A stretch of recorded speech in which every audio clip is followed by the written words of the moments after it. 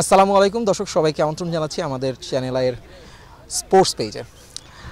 দর্শক, আজকের দিনের বাংলাদেশ জিম্বাবুয়ের চট্টগ্রাম টেস্টের দ্বিতীয় দিন শেষের আপডেটটা স্বস্তির না অস্বস্তির, যেটা ক্যাপশনই আপনারা ইতিমধ্যে দেখে ফেলেছেন, সেটা নিয়ে আজকে কথা বলবো। দিনের শুরুটা দুর্দান্ত হলেও শেষ বিকেলে সাগর পাড়ের এই উইকেটের কিছুটা হাওয়া বদল হয়েছে, যার কারণে খুব দ্রুত 4টা উইকেট, অর্থাৎ 20 রানে 4টা উইকেট, মানে এখন আসলে আমাদের গুরুত্বপূর্ণ ইস্যুটা আসলে যে কোনটা হবে এটা নিয়ে আমরা অনেকটা দ্বিধান্বিত, যে আজকে দিনে সাদমানের সেঞ্চুরিটা সবচেয়ে বড় ইস্যু ছিল দিন ভরে, নাকি শেষ বিকেলে সেই 4টা উইকেট হারানোটা বড় ইস্যু। এটা নিয়ে আজকে আমাদের সামনে আমি আলোচনা করব। আমি আদিল আহমেদ শান এবং আমার সঙ্গে রয়েছেন আমাদের আরেক রিপোর্টার আবু রায়হান ইফাত।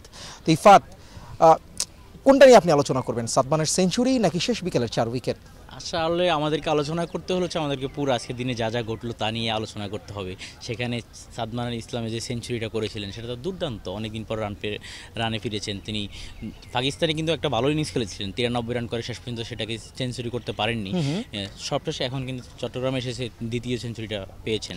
তবে শুরুর ইনিংসটার কথা আমি একটু বলিয়ে রাখি। প্রায় 118 রানের পার্টনারশিপ হয়েছিল ওপেনিং জুটি থেকে। এই ওপেনিং জুটির পার্টনারশিপটা কিন্তু আজকে দিনে সবচেয়ে বেশি গুরুত্বপূর্ণ ছিল। তবে তার আগে কিন্তু তাইজুলের একটা ক্যামিও আমরা একটু বলবো, কারণ গতদিন তাইজুল যেখান থেকে শেষ করেছেন মনে হলো আজকের দিনের শুরুটা সেখান থেকেই করেছেন। 60 রানের 6টা উইকেট, এ নিয়ে ক্যারিয়ারে মনে 6ষ্ঠবারের মতো 6 উইকেট তিনি কিন্তু নিয়েছেন, আর 16বারের মতো তো 5 উইকেট তার আমরা গতকালকে জানিয়েওছিলাম। তবে এত দ্রুত যে প্রথম বলেই যে আসলে আউট হয়ে যাবেন এবং উইকেটটা পেয়ে যাবেন তাইজুল, সেটা নিয়ে হয়তো উনি নিজেও কল্পনা করেননি। আর স্কোর বোর্ডে ওদিকে দেখা যাচ্ছে, স্কোর বোর্ডে এখন পর্যন্ত 291 রান, জিনিসটা দেখতে ভালো লাগছে। কিন্তু ওই স্কোর বোর্ডের পাশে 7 উইকেট, এই জিনিসটা আসলে খুব একটা স্বস্তি দিচ্ছে না টাইগার শিবিরে। তবে ওই প্রথমেই আবারও আসি যে পার্টনারশিপের যে অঙ্কটা, এইটা বাংলাদেশকে একটা শুরুর স্টার্ট দেওয়াতে যে আত্মবিশ্বাসটা দিয়েছে বাংলাদেশকে, সেই আত্মবিশ্বাসটা আমরা তৃতীয় দিনে ধরে রাখবো কি না যেই প্রসেসটায়, সেটাতে কিন্তু আসলে কতটুকু সহজ, কারণ আমাদের কিন্তু আসলে সেই ব্যাটার নেই, মাত্র মিরাজ এবং তাইজুল, তাদের ব্যাটে ভর করে হয়তো কিছুক্ষণ টিকে থাকা যাবে। আর লিডের যে অঙ্কটা রয়েছে আমাদের 64 রানের, সেই অঙ্কটা হয়তো কিছুটা বাড়বে। তবে সাদমান কিন্তু কিছুক্ষণ আগে পোস্ট ম্যাচে এসে কিন্তু তিনি জানিয়ে গেছেন যে লিডের অঙ্কটা উনি 100 রানের করতে চায়। তো আপনার কি মনে হয় এটার এই লিডটা, এই মানে শতকের আজকে আসলে আরেকটা স্বস্তির ব্যাপার হচ্ছে, সব কিছু আপনি যদি শতকে পরিকল্পনা করেন, স্ট্যাটটা সাদমানের সেঞ্চুরি শতক, পার্টনারশিপ শুরুটা শতক, লিড নিতে চায় সেটাও শতক, এই ক্যামিওটা কেমন লাগবে? বান্ডেল থাকলে প্রতি সেনমানিতে টাকা বাঁচবে। বিকাশ সেনমানি বান্ডেল কিনে জিতুন প্রতি লেনদেনে। আজকে আমি যদি বলতে চাই তাহলে প্রথমত হচ্ছে যে প্রথম সেশনটা ছিল পুরোপুরি বাংলাদেশের। দিনের শুরুতে প্রথম বলেই তাইজুল ইসলাম ব্লেসিং মোজারাবিনীকে জ্যাকেটের ক্যাচ বানিয়ে ফিরিয়েছেন। তারপর বাংলাদেশ ব্যাটে নামে সাদমান ইসলাম অনিক এবং হচ্ছে যে এনামুল হক বিজয়, তারা দুজনও দুর্দান্ত শুরু এনে দিয়েছেন বাংলাদেশকে। প্রায় 13 ইনিংস পর 50 রানের বেশি, মানে এর 13 ইনিংসে বাংলাদেশ 50 করতে পারে না। আর 17 রানের ইনিংসে 2022 সালে সবশেষ 2022 সালে ডিসেম্বরে হচ্ছে যে আমি আগেও বলেছিলাম, ডিসেম্বরে ভারতের বিপক্ষে করেছিল বাংলাদেশ চট্টগ্রামে, এই মাঠে আবার 3 বছর পর আবার শতকের একটা উদ্বোধনী জড়িত শতকের ইনিংস। দ্বিতীয় সেশন আসলে বাংলাদেশের কলাপসটা হচ্ছে দ্বিতীয় সেশনে সাদমান ইসলাম অনেক, এনামুল হক বিজয় সবার আগে আউট হয়ে যান। এরপরে মমিনুল আর সাদমান অনেক দুজনে কিন্তু দ্রুত ফিরে যান। এরপর তৃতীয় সেশনে বাংলাদেশ 4টি উইকেট হারিয়ে ফেলে, সেখানে হচ্ছে যে বাংলাদেশের কিছুটা ব্যাকফুটও হয়ে যায়। সবসাথে আক্ষেপটা হচ্ছে যে মুশফিকুর রহিম রান পাচ্ছিলেন না, কিন্তু আজকে কিন্তু রান পেয়েছিলেন। 40 রানের কিন্তু একটা ইনিংস খেলেছিলেন, কিন্তু এই রান আউটটা, এটা কি আসলে বোকামি ছিল নাকি কি বলবেন, যে ওই সময় রানটা ইয়ে ছিল?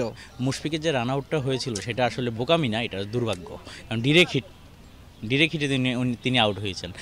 তিনি ব্যাট করেছিলেন, তারই কল ছিল, তিনি আসলে রান না, হয়তো তাড়াহুড়োটা না করলেই হয়তো পারতেন, হ্যাঁ হয়তো স্কিপ করতে পারতেন, কিন্তু সেটা যেহেতু করেন না, রান আউট হয়ে গেছে, তিনি হয়তো ভাবেননি যে বলটায় সরাসরি স্টাম্পে আঘাত হানবে, কিন্তু আঘাত হানছে, সেই কারণে হচ্ছে যে আউটটা হয়ে গেলেন। এটা দুর্ভাগ্য।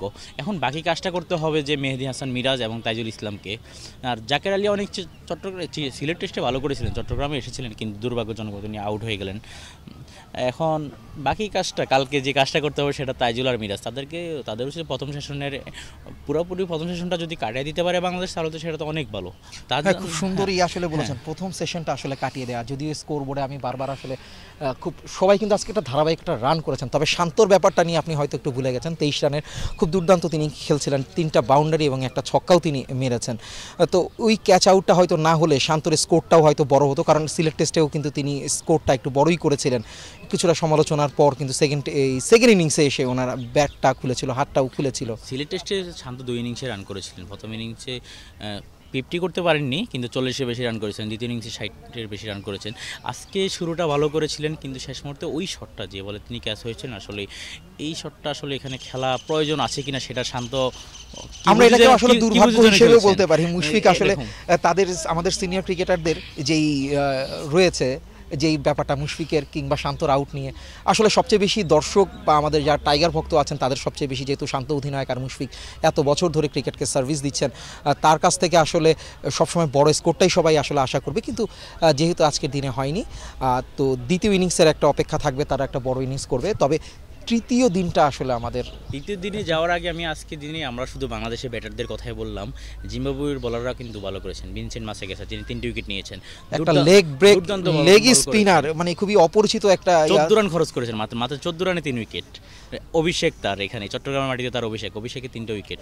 অবশ্যই জিম্বাবুয়েকে তো কিন্তু আমাদের সেই কৃতিত্ব দিতে হবে। তবে জিম্বাবুয়ের কাছে এখন সুযোগ 3টা উইকেট তুলে নেওয়া তৃতীয় দিনের শুরুতেই, আর অন্যদিকে বাংলাদেশের লক্ষ্যটা যেই লিড রয়েছে সেই লিডটাকে আরও বড় করে নেওয়া।